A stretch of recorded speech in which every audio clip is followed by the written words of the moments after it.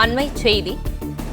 தமிழ்நாட்டில் மீண்டும் அதிமுக ஆட்சி அமைவது உறுதி என எடப்பாடி பழனிசாமி அறிக்கை வெளியிட்டிருக்கிறார். 2 நாட்களாக கோவையில் மேற்கொண்ட சுற்றுப்பயணத்தின் போது பார்த்த எழுச்சியே அதிமுக ஆட்சி மீண்டும் அமையும் என்பதற்கு சாட்சி எனவும் எடப்பாடி பழனிசாமி அறிக்கையில் குறிப்பிட்டிருக்கிறார். இந்த அறிக்கை குறித்தான முழு விவரங்களை வழங்கவிருக்கிறார் செய்தியாளர் ராஜகுமரன். இது குறித்தான முழு விவரங்களை பதிவு பண்ணல.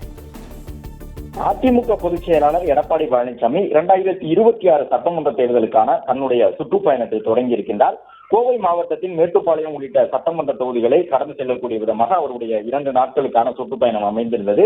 இந்த நிலையில் கடந்த 2 நாட்களாக தான் மேற்கொண்டிருந்த 4 சட்டமன்ற தொகுதிகளுக்கான சுற்றுப்பயணத்தின் பொழுது பல மறக்க முடியாத நினைவுகள் ஏற்பட்டுள்ளதாக அவர் குறிப்பிட்டிருக்கின்றார். அதன்படி பல்வேறு கேள்விகளை தன்னிடம் அங்கிருந்த விவசாயிகள் எழுப்பியிருந்தார்கள் என்பதையெல்லாம் சுட்டிக்காட்டியிருக்கக்கூடிய அவர் இந்த ஆட்சியில் சரிவர செய்யப்படாத திட்டங்களை எல்லாம் பொதுமக்கள் தன்னிடம் கூறியிருந்ததாக பதிவிட்டிருக்கின்றார்.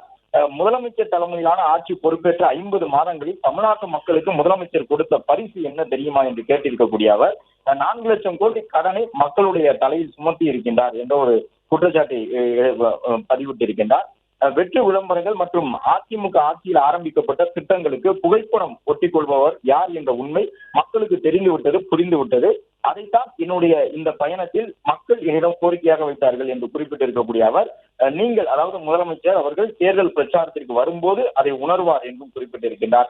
மக்கள் கோபத்தை நேரில் எதிர்கொள்ள இயலாமல் பரிதவிப்பதை யாரும் மாற்ற முடியாது எனவும், வாக்கு செலுத்தி முதலமைச்சராக்கிய மக்களின் கேள்விக்கு உங்களுடைய பதில் என்ன என்றும் முதலமைச்சரை நோக்கி எடப்பாடி பழனிசாமி கேள்வி எழுப்பியிருக்கின்றார்.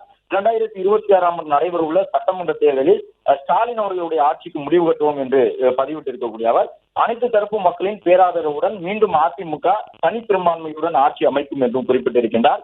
அதிமுக மீண்டும் ஆட்சி அமைக்கும் என்பதற்கு கடந்த 2 நாட்களாக தான் சென்ற பிரச்சார சுற்றுப்பயணத்தின் பொழுது திரண்டு வந்த மக்களின் எழுச்சியும் அவர்கள் கொடுத்திட்ட பேராதரவுமே சாட்சி என்று குறிப்பிட்டு தன்னுடைய இந்த சுற்றுப்பயணத்தின் மூலமாக 2026 ஆட்சி மாற்றம் ஏற்படும் என்ற நம்பிக்கையை கொடுத்திருப்பதாக அவர் இந்த அறிக்கையினை வெளியிட்டிருக்கின்றார்.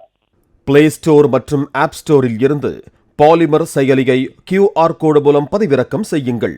செய்திகளை உடனுக்குடன் பெறுங்கள்.